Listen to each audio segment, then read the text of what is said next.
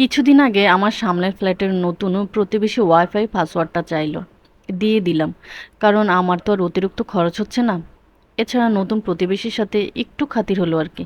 গতকাল বাইরে গিয়েছিলাম, আসার পথে উনাকে দরজার সামনে দেখে কিছুটা কৌশল বিনিময় করলাম এবং হালকা আলাপ করতেছিলাম। ঠিক তখন উনি আমাকে জানালো সম্প্রতি উনি নেটফ্লিক্সে সাবস্ক্রাইব করেছেন এবং নতুন নতুন মুভি দেখে সময়টা ভালোই কাটছে।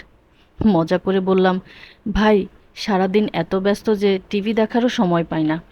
আপনার নেটফ্লিক্সের পাসওয়ার্ডটা দিলে আমিও মাঝে মাঝে দুই একটা সিরিয়াল দেখতাম। উনার ঘরের দরজা খোলা ছিল। ভিতর থেকে উনার গিন্নি প্রায় বেশ জোরে বলে উঠলেন, পাসওয়ার্ড দিতে পারবো না, আমরা পয়সা দিয়ে সাবস্ক্রাইব করেছি, পাসওয়ার্ড কেন দেব? কয়েক মুহূর্তের নীরবতা ভদ্রলোক ভাঙলেন। অপ্রস্তুত হাসি আর টুকিটাকি আলাপ শুরু করলেন। আমি পাল্টা হাসি দিয়ে আরে কোনো সমস্যা না বলে নিজের বাসায় চলে গিয়ে দরজাটা আটকে দিলাম। কিছুক্ষণ পর ভদ্রলোক আর তার গিন্নি হন্তদন্ত হয়ে বেল বাজাতে শুরু করলেন। দরজা খুলতেই জানালেন যে ওয়াইফাই কাজ করছে না ভাই, পাসওয়ার্ডটাও নিচ্ছে না, আর নেটফ্লিক্সও চালাতে পারছেন না। এবার মুচকি হাসি দিয়ে বললাম, জি, পাসওয়ার্ডটা চেঞ্জ করে দিয়েছি। ইন্টারনেট বিলটা যেহেতু আমিই দিচ্ছি, তাই পাসওয়ার্ড শেয়ার করব না ভাবছি। তারপর ওনাদের মুখের যে অবস্থা হয়েছিল তা আর নাই বা বললাম। এরপর আর তাদের সাথে আন্তরিকতা দেখানোর প্রয়োজন অনুভব করিনি।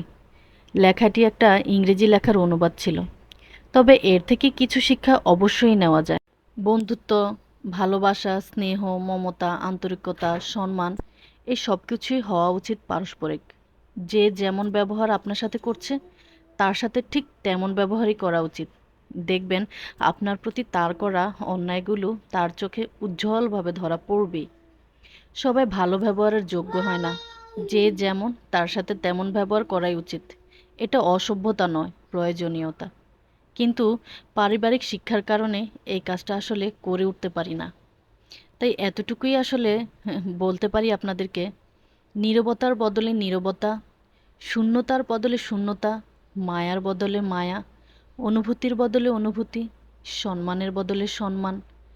আর এভাবেই যদি আপনি চলতে পারেন, অনেক সমস্যার খুব সহজেই সমাধান খুঁজে পাবেন।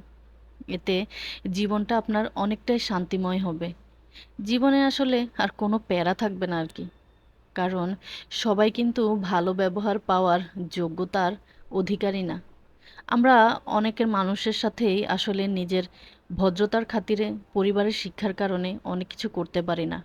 যার কারণে আমরা আসলেই অনেকটাই অশান্তিতে থাকি। তবে আমার মনে হয় যে যেমন তার সাথে তেমন করাই উচিত। আল্লাহ হাফেজ।